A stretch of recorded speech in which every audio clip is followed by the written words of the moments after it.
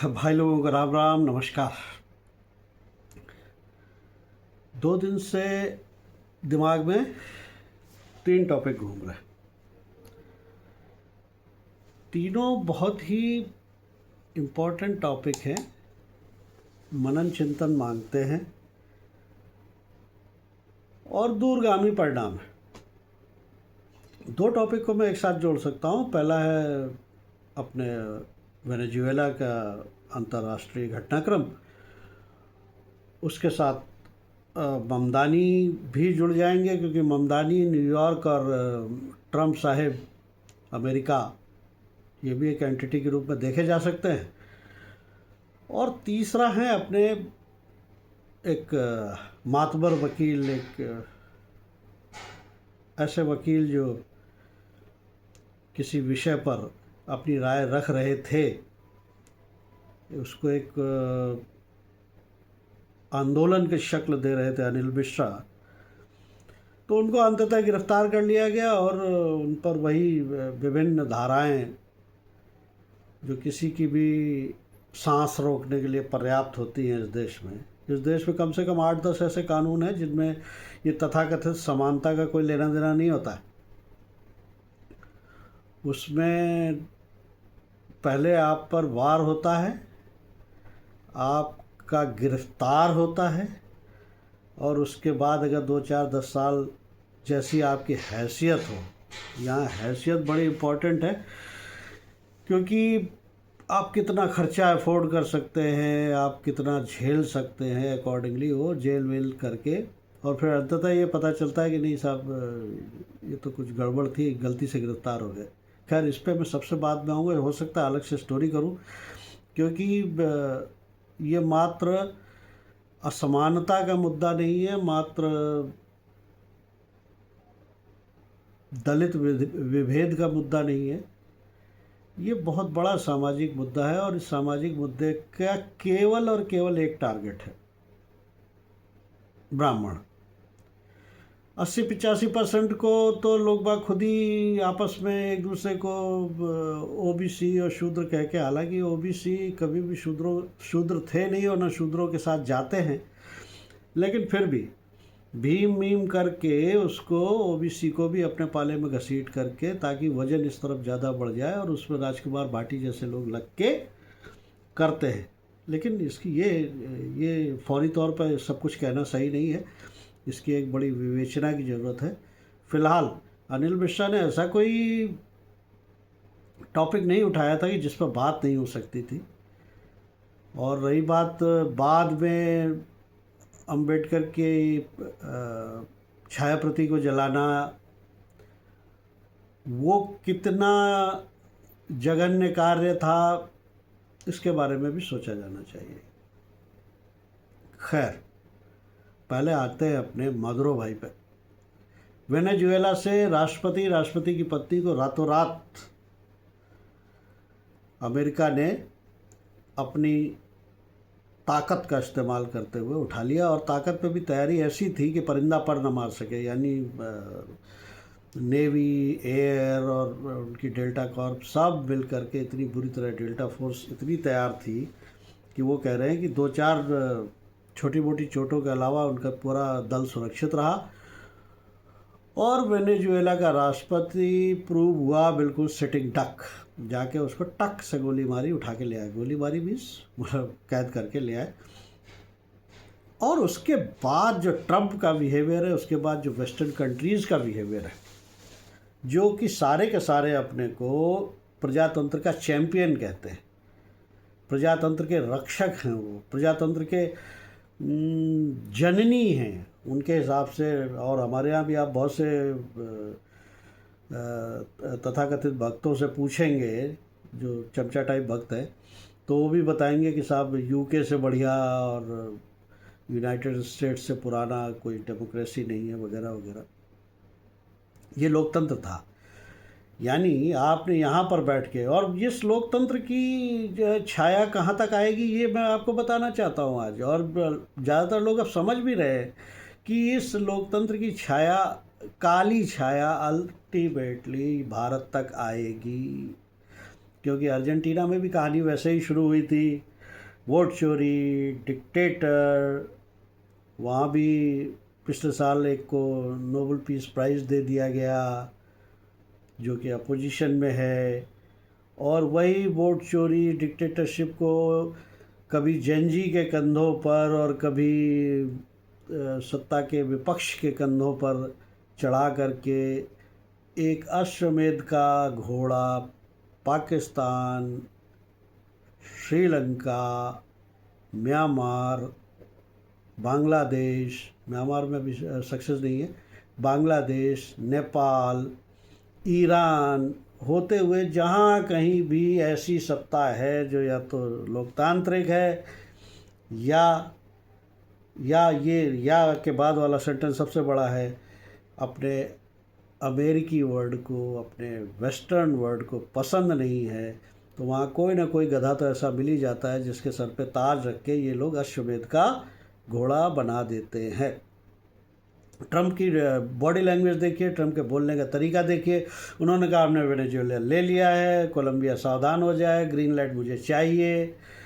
और कहा किसको नहीं धमका रहे, 3-4 देश हैं जो धमक नहीं रहे बस इनसे, बाकी और फॉर्चुनेटली उसमें भारत का नाम है जो उनकी धमकी में नहीं आ रहे हैं, क्योंकि भारत ने लगता है कि इस चीज़ को 10 साल पहले ही स्मेल कर लिया था कि वर्ल्ड ऑर्डर में कभी ना कभी इस तरह की तब्दीली आ सकती है, इसलिए आपको तैयार रहना चाहिए। अब 2-3 मुद्दों पर पहले सबसे पहले विचार कर लेते हैं। आखिर अमेरिका को अब इस समय ट्रंप के दूसरे शासनकाल में इतनी हड़बड़ी क्यों है? वस्तुतः अगर सब कुछ वैसा ही चलता रहता जैसा कि मतलब यूँ मानना चाहिए वर्ल्ड वार 2 के बाद अपने जो कोल्ड वॉर थी, वर्ल्ड वार 2 उसके बाद कोल्ड वॉर, और कोल्ड वॉर के बाद का जो समय था उसमें जैसा सब कुछ चल रहा था अगर वैसा ही चलता रहता तो अमेरिका को इस धराधाम से निकृष्टता प्राप्त करने में अब 5 से 10 साल से ज़्यादा का समय नहीं बचा था। एक टेक्नोलॉजिकल सुपीरियरिटी अमेरिका की इतनी ज़्यादा थी आज से 10 साल 15 साल पहले कि उसके भरोसे वो सारी चीज़ें चला लेता था जो बाकी के विश्व में घटित हो रही होती थी। विश्व के लोग सोच भी नहीं पाते थे कि टेक्नोलॉजिकली ऐसी चीज़ें मौजूद भी हैं कि जिनसे हमारा कुछ ही क्षणों में सफाया हो जाता, या कोई भी आदमी हमारे ऊपर इतना बड़ा सुपर पावर है कि 1 और 20 का अंतर हो। वो टेक्नोलॉजी सुपीरियरिटी पिछले 15-20 सालों में बढ़ी है दूसरे देशों में, बंटी है दूसरे देशों में। बढ़ी चाइना जैसे लोगों ने अपना चोरी चकारी इन प्रकार रिसर्च शोध जो भी करके एक अपना एक स्थान एक मुकाम बनाया जो कि मतलब धरती से लेकर के और आसमान तक, आसमान भी नहीं, आसमान के आगे स्पेस तक।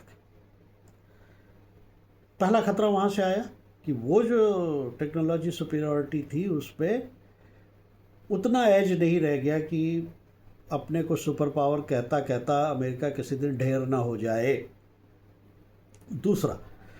दूसरा ये हुआ कि एक समय था जब बेस मेटल्स आपके लोहा, एल्युमिनियम, तांबा और ये सब जो है प्लस क्रूड, ये सब मिलकर के एक देश की इकोनॉमी को चलाने, बचाने और आसमान पर पहुंचाने के लिए पर्याप्त थी। इसका बहुत बड़ा खजाना अमेरिका के पास ऑलरेडी मौजूद था और उस खजाने की बदौलत वो दुनिया पर राज कर सकता था और डॉलर की स्ट्रेंथ दिखा सकता था।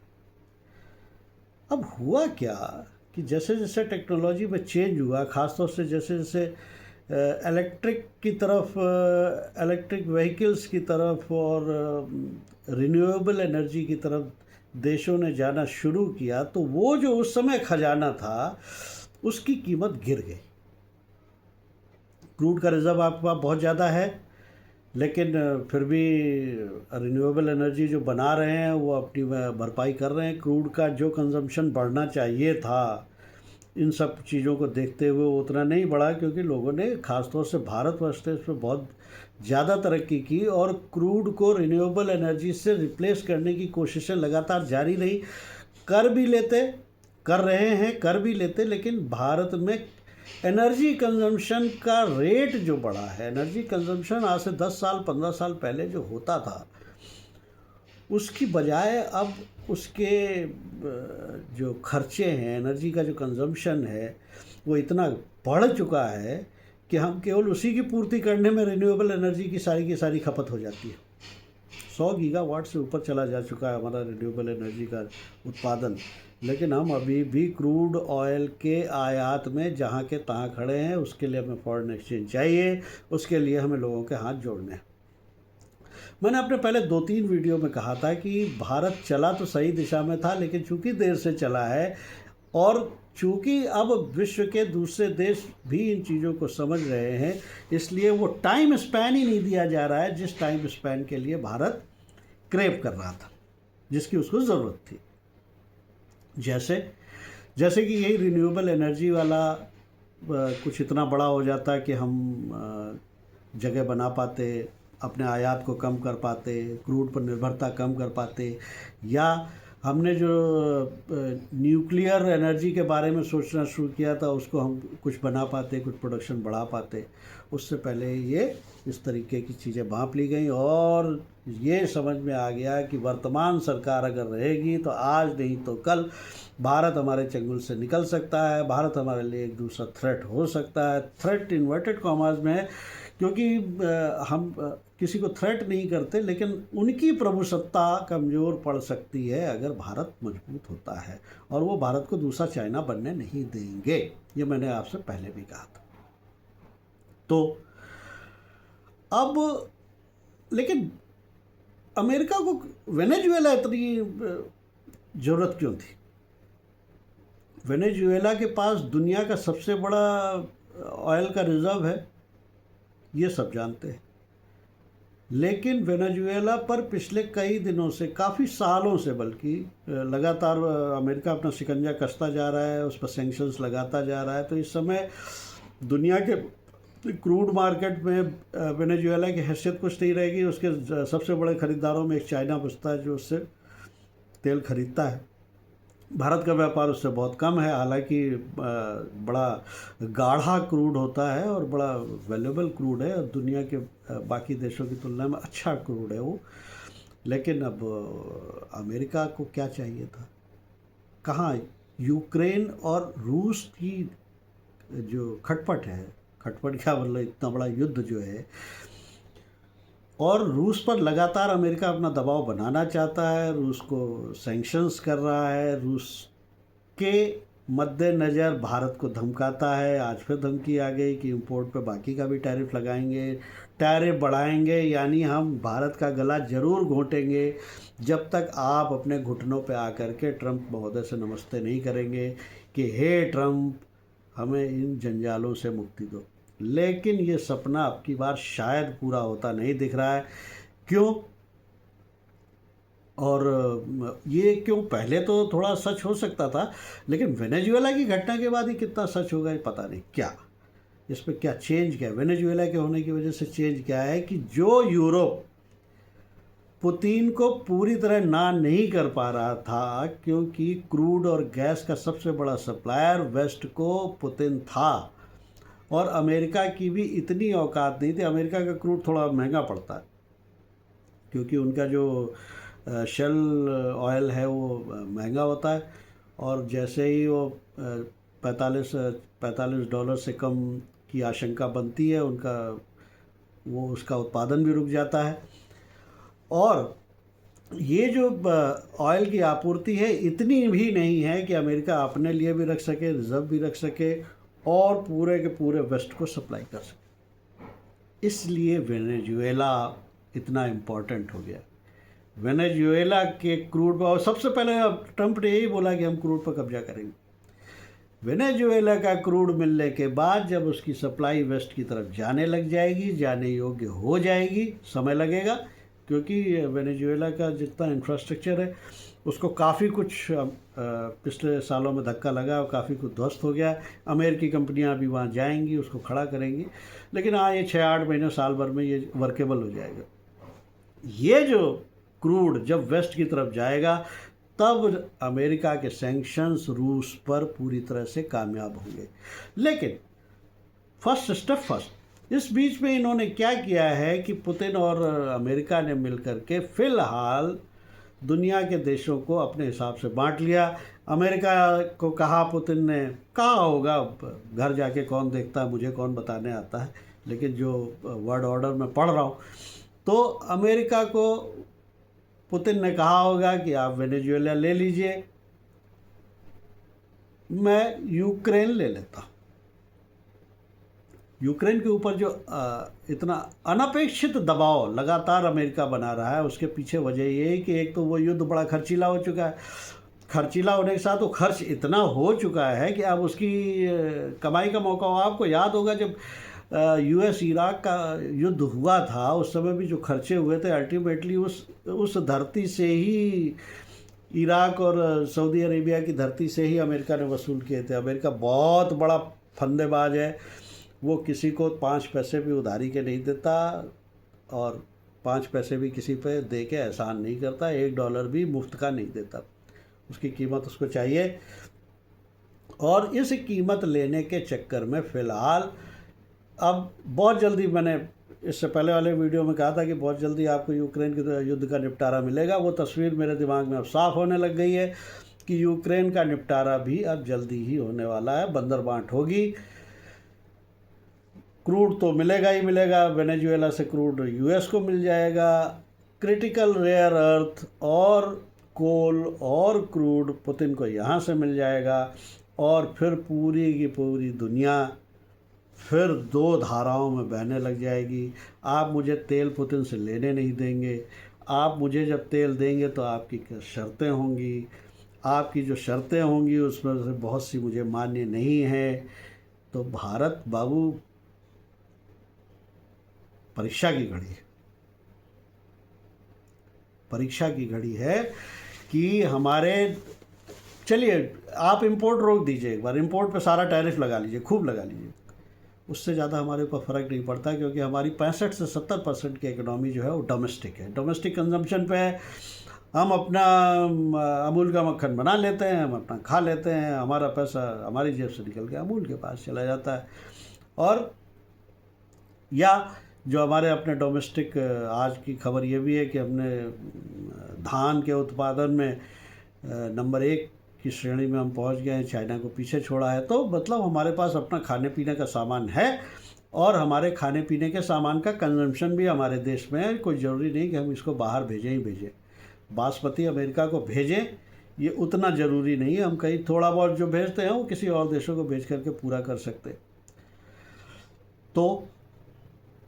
तो हमारी जो रस्सी है, हमारी जो लगाम है, वो अंततः जाकर क्रूड पर रुकती है। आपने वेनेजुएला से पहले सैंक्शन लगा दिया, हमें क्रूड नहीं लेने दिया, आपने ईरान से हमें क्रूड नहीं लेने दिया, अब आप रूस से हमें क्रूड नहीं लेने देंगे। और इतनी बड़ी इकोनॉमी को चलाने के लिए, हमारी एनर्जी सिक्योरिटी के लिए क्रूड अति अति अति अति आवश्यक है। तो क्या होगा, ये सोचने वाली बात है। रिन्यूएबल एनर्जी का कितना भी बढ़ा लो आप, लेकिन क्रूड का काम फ़िलहाल क्रूड ही करेगा। और वेनेजुएला के राजनीतिक उथल पुथल का ये इफ़ेक्ट भारत पर आएगा, और उसी समय आपकी ब्रिगेड वोट चोरी, डिक्टेटरशिप और क्या क्या क्या फंदे नहीं डालेगी, और उससे आप कैसे बच पाएंगे, ये देखने वाली बात होगी। लेकिन हाँ, हफ्ते 10 रोज़ 15 रोज़ में फिर ये पिक्चर साफ़ होगी, फिर इस बारे में बात करेंगे। तब तक के लिए राम राम, नमस्कार। लेकिन चैनल को सब्सक्राइब करना मत भूलिए, शेयर और लाइक करेंगे तो और भी अच्छा रहेगा। Thank you.